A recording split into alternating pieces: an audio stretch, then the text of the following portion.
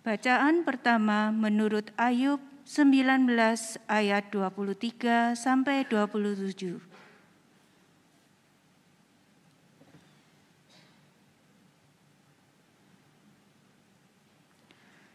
Ayub 19 ayat 23 sampai 27.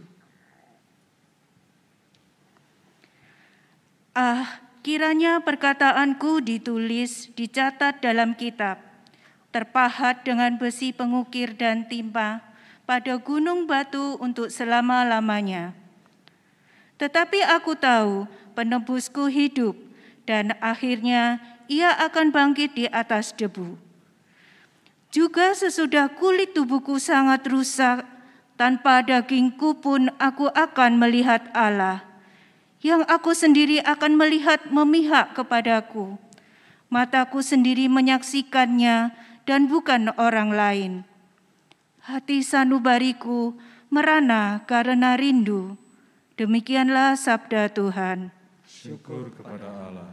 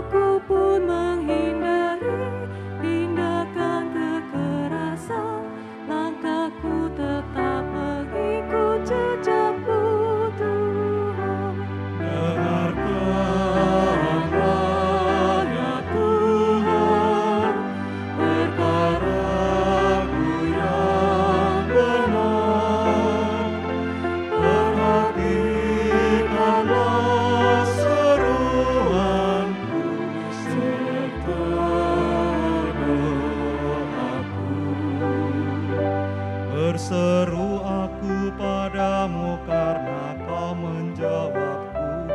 Sendengkanlah telingamu kepadaku.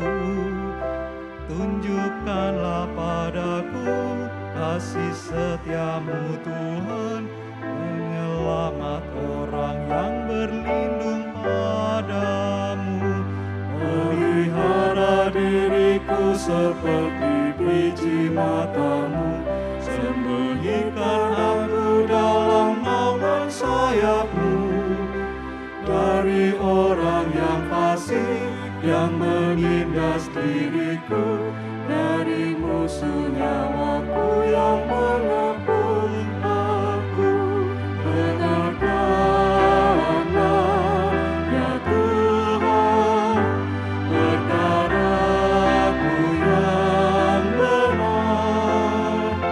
Perhatikanlah seruanku serta doaku. Perhatikanlah seruanku serta doaku.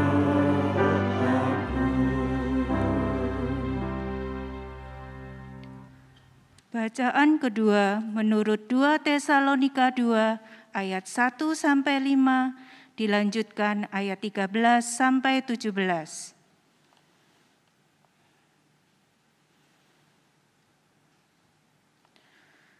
Dua Tesalonika 2 ayat 1 sampai 5, dilanjutkan ayat 13 sampai 17. Tentang kedatangan Tuhan kita Yesus Kristus dan terhimpunnya kita dengan Dia, kami minta kepadamu saudara-saudara, supaya kamu jangan lekas bingung dan gelisah, baik oleh ilham roh maupun oleh pemberitaan atau surat yang dikatakan dari kami, seolah-olah hari Tuhan telah tiba. Janganlah kamu memberi dirimu disesatkan orang dengan cara yang bagaimanapun juga. Sebab sebelum hari itu haruslah datang dahulu murtad dan haruslah dinyatakan dahulu manusia durhaka yang harus binasa, yaitu lawan yang meninggikan diri di atas segala yang disebut atau yang disembah sebagai Allah. Bahkan ia duduk di bait Allah dan mau menyatakan diri sebagai Allah. Tidakkah kamu ingat bahwa hal itu telah kerap kali kukatakan kepadamu ketika aku masih bersama-sama dengan kamu? Dilanjutkan ayat 13. Akan tetapi kami harus selalu mengucap syukur kepada Allah karena kamu, saudara-saudara yang dikasihi Tuhan, sebab Allah dari mulanya telah memilih kamu untuk diselamatkan dalam roh yang menguduskan kamu dan dalam kebenaran yang kamu percayai. Untuk itulah ia telah memanggil kamu oleh Injil yang kami beritakan, sehingga kamu boleh memperoleh kemuliaan Yesus Kristus Tuhan kita. Sebab itu, berdirilah teguh dan berpeganglah pada ajaran-ajaran yang kamu terima dari kami, baik secara lisan maupun secara tertulis.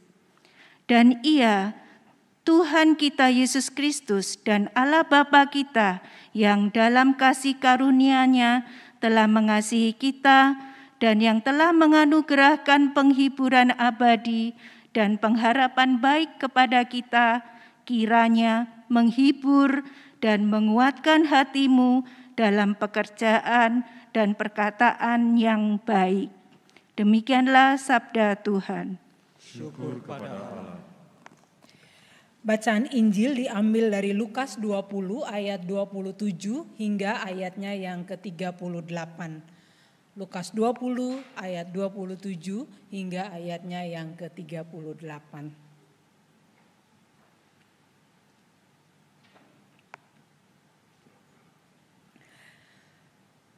Maka datanglah kepada Yesus beberapa orang Saduki yang tidak mengakui adanya kebangkitan. Mereka bertanya kepadanya, "Guru, Musa menuliskan perintah ini untuk kita. Jika seorang yang mempunyai saudara laki-laki mati sedang istrinya masih ada, tetapi ia tidak meninggalkan anak, saudaranya harus kawin dengan istrinya itu dan membangkitkan keturunan bagi saudaranya itu." Adalah 7 orang bersaudara. Yang pertama, kawin dengan seorang perempuan, lalu mati dengan tidak meninggalkan anak. Lalu perempuan itu dikawini oleh yang kedua, dan oleh yang ketiga, dan demikianlah berturut-turut oleh ke-7 saudara itu. Mereka semuanya mati dengan tidak meninggalkan anak. Akhirnya perempuan itu pun mati. Bagaimana sekarang dengan perempuan itu? Siapakah di antara orang-orang itu yang menjadi suaminya pada hari kebangkitan? Sebab ke-7-nya telah beristrikan dia. Jawab Yesus kepada mereka, "Orang-orang dunia ini kawin dan dikawinkan. Tetapi mereka yang dianggap layak untuk mendapat bagian dalam dunia yang lain itu dan dalam kebangkitan dari antara orang mati, tidak kawin dan tidak dikawinkan. Sebab mereka tidak dapat mati lagi. Mereka sama seperti malaikat-malaikat dan mereka adalah anak-anak Allah karena mereka telah dibangkitkan. Tentang bangkitnya orang-orang mati, Musa telah memberitahukannya dalam nas tentang semak duri, di mana Tuhan disebut Allah Abraham, Allah Ishak, dan Allah Yakub. Ia bukan Allah orang mati, melainkan Allah orang hidup, sebab di hadapan Dia semua orang hidup. Demikianlah Injil Yesus Kristus. Berbahagialah mereka yang mendengarkan firman Allah dan yang memeliharanya. Haleluya. Haleluya, haleluya, haleluya.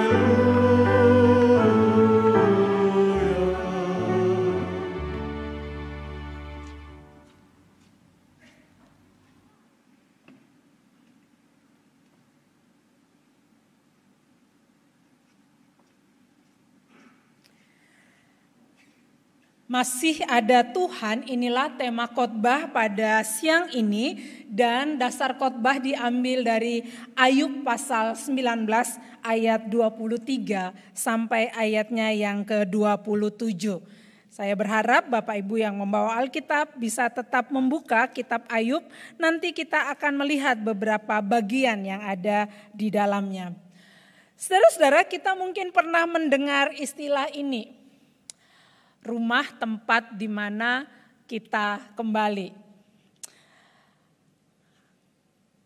Tempat yang paling nyaman itu kan rumah ya. Kita mau pergi kemana, mau melanglang ke dunia manapun begitu. Kalau sudah pulang ke rumah, rasa tenangnya itu tidak bisa dibandingkan dengan ketenangan kita juga waktu kita tidur di hotel, seberapapun mahalnya hotel itu. 1-2 hari oke gitu, tapi Anda bayangkan kalau 1 bulan misalnya nginep di situ terus ya bosen juga gitu. Dan begitu pulang ke rumah ada kelegaan tersendiri karena memang rumah selalu menjadi tempat untuk kembali. Namun saudara, ada juga istilah rumah yang mau menggambarkan tentang relasi, tentang persahabatan, tentang kedekatan. Ada orang-orang yang bisa menjadi rumah bagi kita. Ketika kita ada dalam kesulitan, ketika kita ada di dalam persoalan, ketika kita ada dalam pergumulan, kita tahu kita datang kepada siapa, kita tahu kita bicara pada siapa, dan kita merasakan kelegaan itu. Rumah itu bisa pasangan kita, bisa keluarga kita, bisa sahabat kita, teman baik kita. Bukankah seringkali bahkan ada yang lebih dekat dengan sahabatnya ketimbang dengan saudaranya? Karena kita sudah merasa seperti rumah, tempat kita bisa menjadi diri kita sendiri, tempat kita bisa berbagi. Tetapi saudara, kita juga tahu orang yang tadinya kita sebut sebagai rumah, tempat kita bisa berbagi apapun, bisa jadi suatu saat dia sangat mengecewakan. Karena itu ada yang mengatakan bahwa kukira engkau rumah, tapi ternyata engkau menoreh luka. Wah, itu mau menggambarkan tentang bagaimana orang yang tadinya merasa nyaman, bisa berbicara apa saja, ternyata orang itu sudah gak jadi rumah lagi, tetapi sudah menjadi pedang yang menusuk, yang melukai. Karena itu dia kemudian mengambil satu kalimat, kukira engkau rumah, ternyata engkau menoreh luka. Saudara-saudara, kira-kira begitulah keadaan Ayub ketika ia ada di dalam berbagai macam penderitaan. Penderitaan yang bertubi-tubi. Kalau kita baca kisah Ayub gitu, kita mungkin betapa takjubnya kok ada orang yang seperti ini gitu. Kaya luar biasa, terhormat, dicari banyak orang. Tapi kemudian Tuhan itu mengizinkan dia mengalami penderitaan yang luar biasa. Tuhan loh waktu awalnya itu mengamat-ngamati Ayub, ini di tengah dunia kok ada orang ya hamba yang setia banget, yang takut akan Tuhan. Lalu kemudian diizinkan untuk mengalami banyak hal dan kondisi Ayub itu gak setengah-setengah menderitanya, menderita luar biasa. Sakit yang membuat orang juga tak ingin mendekat. Kalau istrinya saja sudah merasa jijik, bahkan mau meninggalkan, bahkan mengatakan sudah tinggalkan saja Tuhanmu. Saking kecewanya, ini orang sudah menderita tapi kok masih saja mau menyembah-nyembah Tuhan. Istrinya sampai sudah gak kuat. Saudara, kita gak bisa salahkan istri ini kok jahat banget. Bisa jadi saudara, manusia ketika ada dalam kondisi kayak begitu udah kalut. Sudah luar biasa stresnya mungkin. Karena apa? Ya secara psikologis kita bisa pahami. Dari orang yang ada segalanya lalu menjadi tak ada segalanya. Bahkan tak ada harga dirinya. Itu kan memukul kehidupan Ayub. Dan ketika teman-temannya mendengar cerita tentang Ayub, mereka datang, saudara. Ilustrasi gambar ini menggambarkan tentang sahabat-sahabat Ayub yang datang dari jauh, yang ingin mengunjunginya. Pasal 2 ayat 11 dikatakan apa? Ketika ketiga sahabat Ayub mendengar kabar tentang segala malapetaka yang menimpa dia, maka datanglah mereka dari tempatnya masing-masing, yakni Elifas orang Teman dan Bildad orang Suwa serta Zofar orang Naama. Mereka bersepakat untuk mengucapkan bela sungkawa kepadanya dan menghibur dia.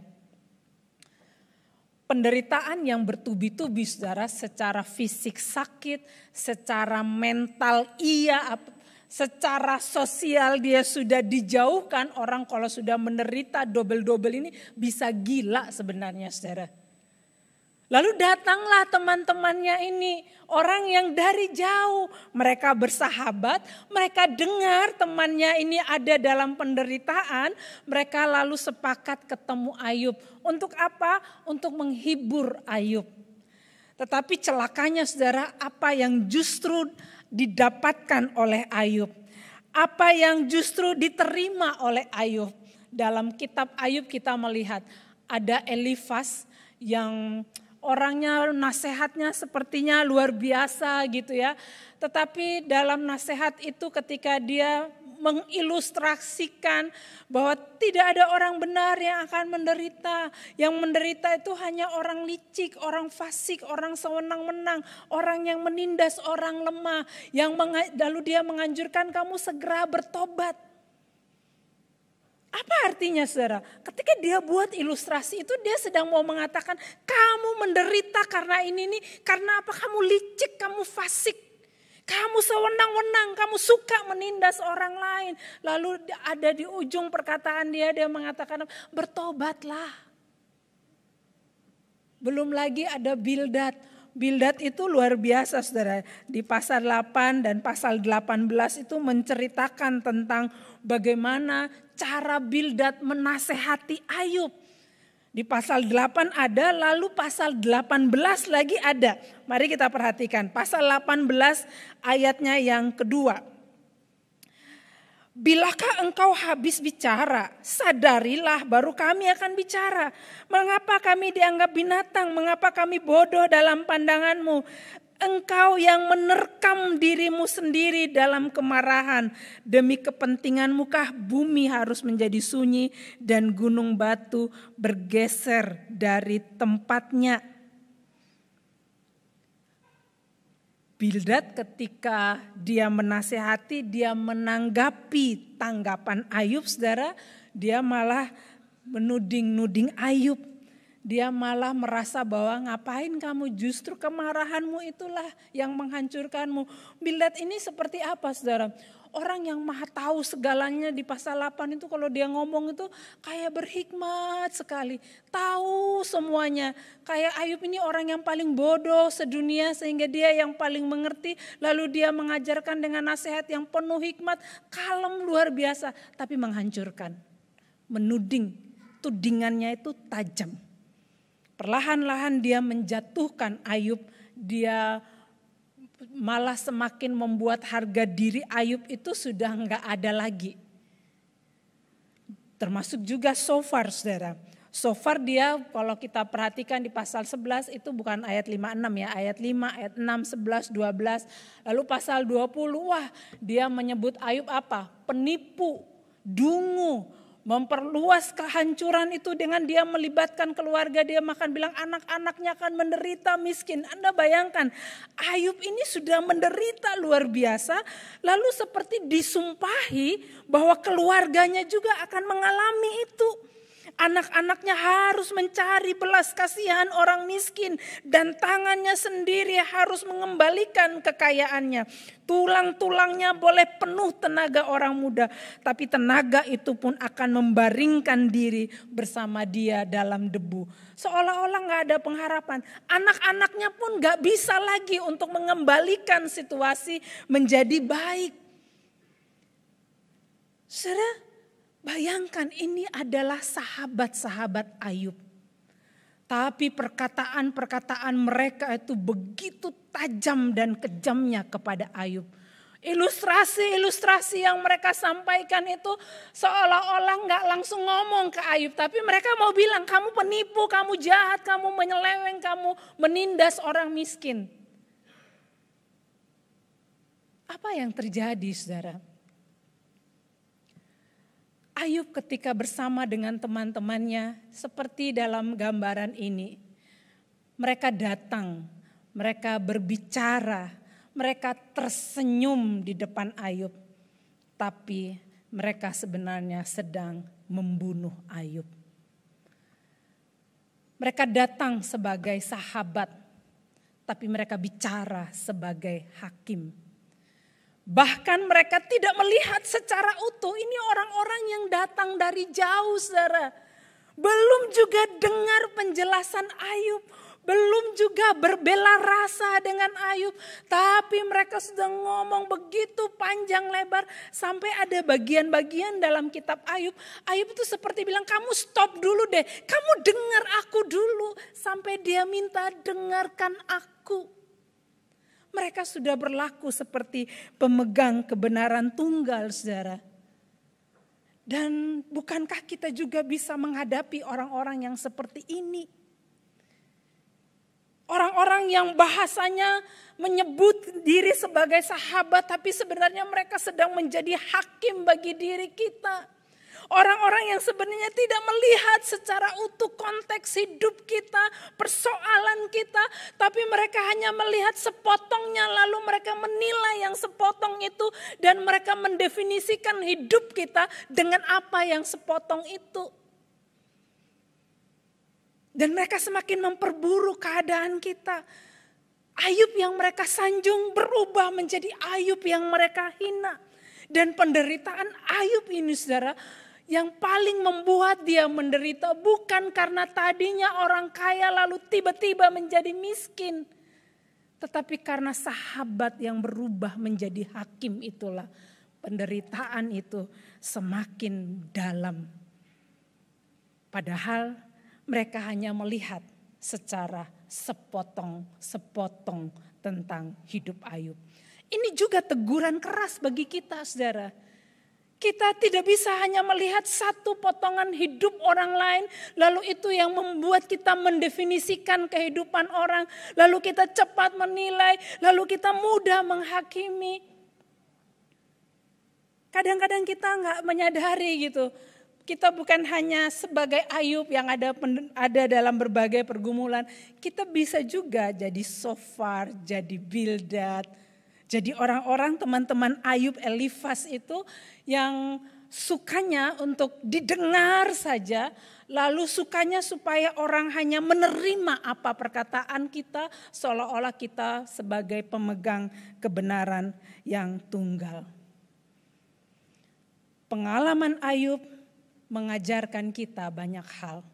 Bagaimana kita menghadapi situasi-situasi penderitaan, kesulitan, baik diri kita sendiri yang mengalami atau ketika orang lain mengalami. Lalu bagaimana respon Ayub, saudara? Respon Ayub dalam kitab Ayub ini, saudara, Ayub ya marah juga. Dia juga manusia biasa yang bisa marah, dan dia mengatakan apa di pasal 16 ayat yang kedua? Dia menyebut teman-temannya penghibur sialan. Tetapi Ayub menjawab, hal seperti itu telah acap kali ku dengar, penghibur sialan kamu semua. Anda bayangkan kalau dia sampai mengatakan itu, saudara, berapa sakit hatinya Ayub ketika terus dituduh. Dan dia kemudian mengatakan penghibur sialan kalian semua. Itu saking lukanya. Dia marah. Ayub ya bisa marah, saudara, di tengah luka-luka itu. Ini sudah borok badannya, sudah menderita, tapi dinasehatin banyak-banyak. Dan dia mengatakan penghibur sialan kamu semua. Tapi Ayub tetap melakukan juga bagiannya. Dia tahu manusia-manusia ini mengecewakan. Dan karena itu di pasal 16 ayatnya yang ke-20, dia membawa semua persoalan itu kepada Tuhan. Sekalipun aku dicemoohkan oleh sahabat-sahabatku, namun ke arah Allah mataku menengadah sambil menangis, supaya ia memutuskan perkara antara manusia dengan Allah dan antara manusia dengan sesamanya. Sekalipun aku dicemoohkan, kata Ayub, tapi ke arah Allah mataku menengadah sambil menangis. Ayub tahu orang-orang di sekitar dia sudah mengecewakan luar biasa. Tapi dia masih tahu ada yang tidak pernah mengecewakannya, yaitu Tuhan. Sambil menangis aku menengadah kepada Allah. Ayub belajar percaya bahwa masih ada Tuhan. Dan dia bawa semua pergumulan-pergumulan yang tak sanggup lagi dia pikul sendiri kepada Tuhan.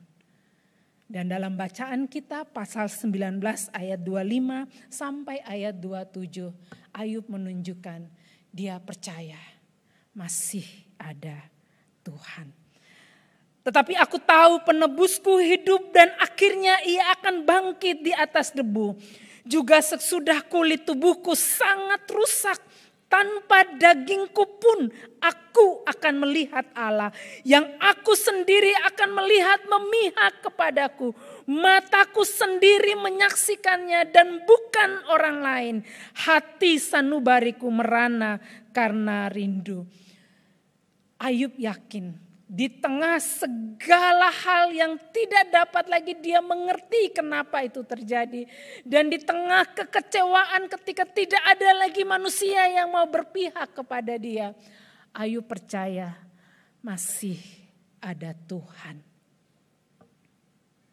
Hal yang sama yang Tuhan mau katakan pada kita, saudara. Bisa jadi kita ini ada di sekitar kita, ada penghibur-penghibur sialan. Tetapi mari kita belajar bawa semuanya pada Tuhan dan percaya masih ada Tuhan. Apa artinya, saudara, ketika kita mau mengatakan masih ada Tuhan? Ayub tahu dia menderita, tapi Ayub dalam penderitaan itu dia memutuskan untuk tidak memikul sendiri penderitaannya. Dia tahu masih ada Tuhan. Dia tahu ada Tuhan yang juga mau memikul bersama dia penderitaan itu. Dan hari ini Tuhan juga mau mengingatkan kepada kita. Supaya kita tidak meletakkan semua beban persoalan itu sebagai tanggung jawab yang harus kita selesaikan sendiri. Masih ada Tuhan, saudara. Kita juga bisa berkata, aku tahu penebusku hidup. Dalam Alkitab bahasa Indonesia sehari-hari, ayat yang ke-25 itu diterjemahkan, aku tahu bahwa di sorga ada pembelaku, akhirnya ia akan datang menolong aku. Anda bayangkan begitu dalamnya refleksi Ayub ini, dia tahu Tuhan ada di sorga, tetapi di tengah segala tekanan hidupnya, dia mengerti Tuhan akan datang menolong aku. Kalimat aktif yang dia sebutkan, Tuhan datang. Dia tidak jauh lagi di sorga, dia datang menolong aku. Tuhan juga mau memikul bersamamu segala beban yang ada itu. Jangan pikul sendiri, saudara. Penebusmu hidup. Dia mau berjalan bersama-sama dengan engkau. Tapi yang kedua juga ketika kita bicara masih ada Tuhan. Tuhan juga mau mengingatkan. Ketika penderitaan semakin menyerang, pilihlah untuk bertahan. Dalam ayat ke-26 dikatakan, juga sesudah kulit tubuhku sangat rusak, tanpa dagingku pun aku akan melihat Allah. Ayub tahu, saudara, penderitaannya ini akan banyak hal yang dia hadapi, tekanan-tekanan yang dia hadapi, tapi dia percaya dia akan melihat Tuhan. Dia bertahan, saudara. Kita memang harus melatih diri kita untuk bertahan. Kita harus punya daya tahan. Bertahan kala begitu banyak hantaman yang menghancurkan hidup kita. Bertahan sampai kapan, saudara? Sampai badai itu sendiri yang lelah menyerang kita. Anda pernah nonton ketika 17 Agustus misalnya ada lomba pukul-pukulan bantal yang di bawahnya ada air, di bawah kolam begitu ya. Itu kan perlombaan 17-an yang sering ditayangkan gitu. Coba perhatikan, yang sering kali menang itu siapa? Kadang-kadang bukan yang terlalu kuat mukul, saudara, tapi yang bertahan. Ketika dia bertahan, ini yang mukul terus akhirnya kehabisan tenaga, jatuh juga. Penderitaan juga mengajarkan kita bertahan, saudara. Kalau Anda tidak seperti yang dituduhkan orang lain, tidak seperti yang dikatakan oleh orang lain, tidak seperti perkataan penghibur sialan itu dalam bahasa Ayub, dan dia kemudian tahu posisinya, dia tidak melakukan seperti yang dituduhkan oleh teman-temannya. Ayub bertahan. Kita juga, saudara, bisa bertahan. Kalau kita tidak seperti yang dituduhkan, yang tidak diperkatakan oleh orang, kita bertahan. Karena kita tahu ada Tuhan juga yang menolong kita. Pasal 19 ayat 26 itu dalam bahasa Indonesia sehari-hari dia mengatakan apa? Meskipun kulitku luka-luka dan pecah, tapi selama aku bertubuh akan kupandang Allah. Kadang-kadang memang penderitaan, pergumulan yang kita hadapi itu seperti penyakit yang memecahkan kulit-kulit kita. Luka kita seperti terbuka terus-menerus. Tapi kalau Anda bertahan, Anda akan melihat apa arti penyertaan Tuhan itu. Dan yang ketiga, saudara, kenapa kita harus terus ingat masih ada Tuhan. Tuhan mau mengajarkan kita untuk percaya bahwa Allah berpihak pada kita. Percaya bahwa Allah membela kita. Ayub dalam penderitaannya dia percaya Allah memihak kepadanya. Kalau di pasal pertama Allah mengamat-amati Ayub, Allah melihat dia dari kejauhan. Justru di tengah penderitaan itu Allah dekat dengan Ayub. Sangat dekat dengan Ayub. Allah tidak jauh-jauh dari hidup Ayub. Demikian juga kita. Terkadang memang Tuhan izinkan sesuatu yang kita sebut penderitaan itu untuk kita alami. Supaya Tuhan juga dekat dengan kita. Supaya mata kita memandang Tuhan. Supaya kita tahu Tuhan tidak jauh dari kita. Persis seperti yang Ayub katakan dalam pasal 19 ayat 27. Dengan mataku sendiri dia akan kulihat dan bagiku dia menjadi sahabat. Saudara bayangkan refleksi Ayub yang begitu luar biasa. Dengan mataku sendiri, sebutan Tuhan itu, sebutan Allah itu berubah menjadi sahabat. Ketika dia sebenarnya punya teman-teman, tapi teman-temannya ini mengecewakan dia. Dia tahu siapa yang tidak pernah mengecewakan, Tuhan. Dan dia menyebut sahabat. Lihat refleksi Ayub. Dia menyebut penebus. Lalu semakin dekat lagi dia mengatakan sahabat. Hal yang sama yang Tuhan lakukan dalam hidup saudara sekalian. Dia tak hanya menebus kita dari segala kesulitan kita. Dia jadi sahabat kita yang bisa menjadi rumah tempat kita kembali. Tidak ada penderitaan yang tanpa makna untuk hidup kita. Bertahanlah, maka Tuhan akan tunjukkan seberapa kuat dan mampunya kita untuk jalani. Dan Dia akan buat kita berjumpa dengan kemenangan, kebaikan, kegembiraan yang melampaui akal dan pikiran kita. Masih ada Tuhan, saudara. Masih ada harapan. Di akhir khotbah ini, mari kita merefleksikan dengan pujian masih ada Tuhan.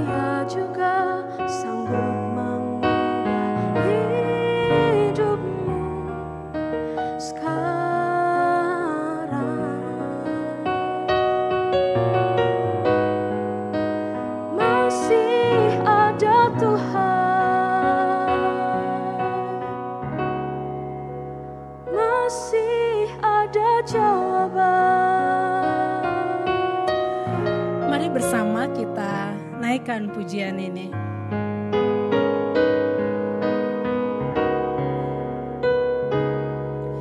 Gelapkah jalan di hidupmu, telah putus harapan dengan semua kekuatan.